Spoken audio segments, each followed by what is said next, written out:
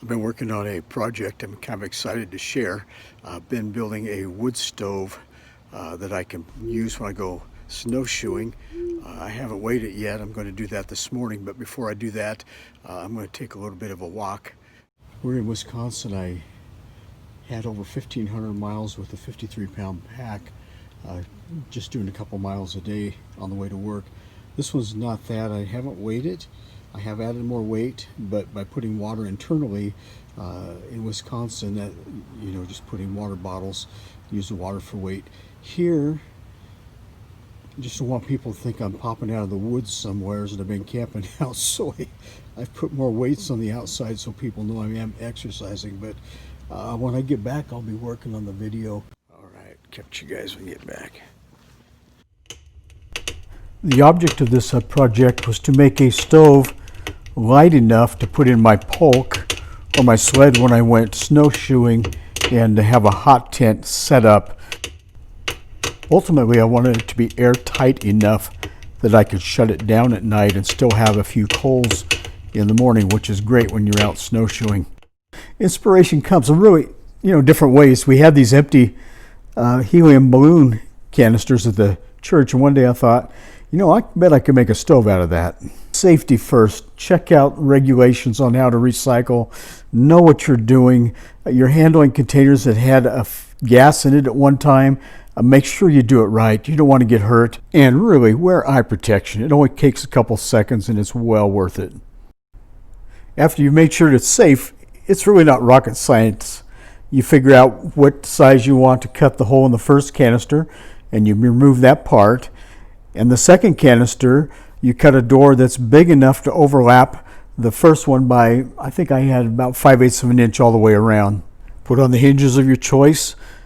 I chose to use bolts. I thought I was going to weld them afterwards, but it was so secure I didn't do that.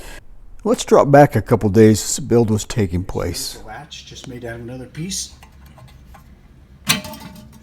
And then I have fire seal inside the door.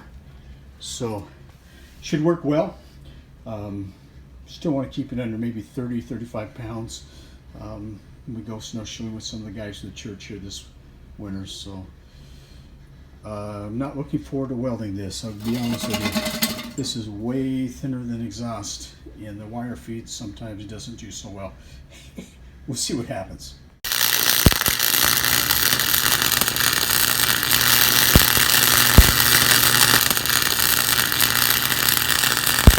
This little baby will burn. You hear it going up the pipe? Just sucking it up there. Just trying to burn all the paint off of it. I left the handles on purpose.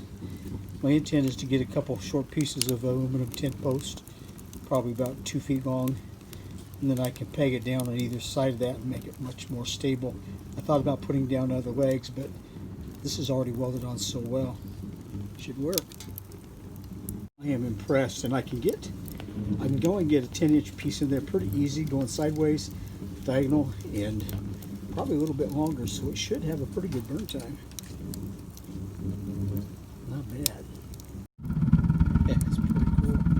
If you wanted to, say you would, want to open it up, you turn that thing just cherry red. So I have plenty of air intake, plenty of exhaust,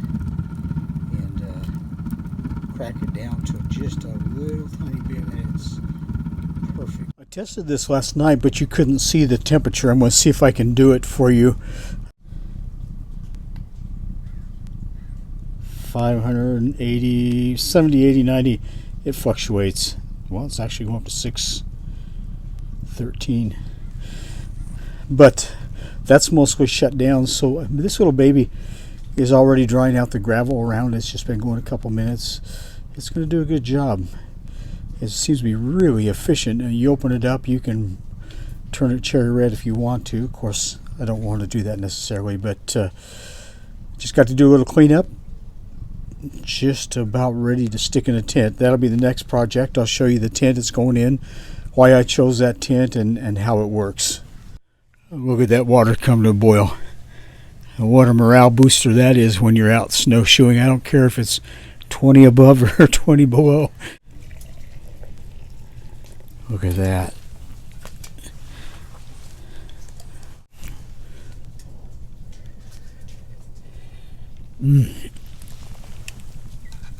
Oh. Verse for the day.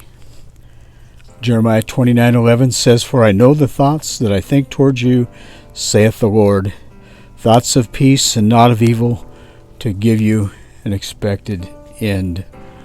Hopefully you know that the Lord cares about you today. Whatever concerns you certainly concerns Him. The Bible says He's a friend that sticks closer than a brother. He's a good friend, and you need Him in your side if you don't already have Him. Just ask Him into your heart. The old timers used to say, just mean business with God and He'll mean business with you. Simple as that. Don't pull any punches. Don't try to hide anything from Him. He already knows what it's all about anyhow. And may the Lord bless you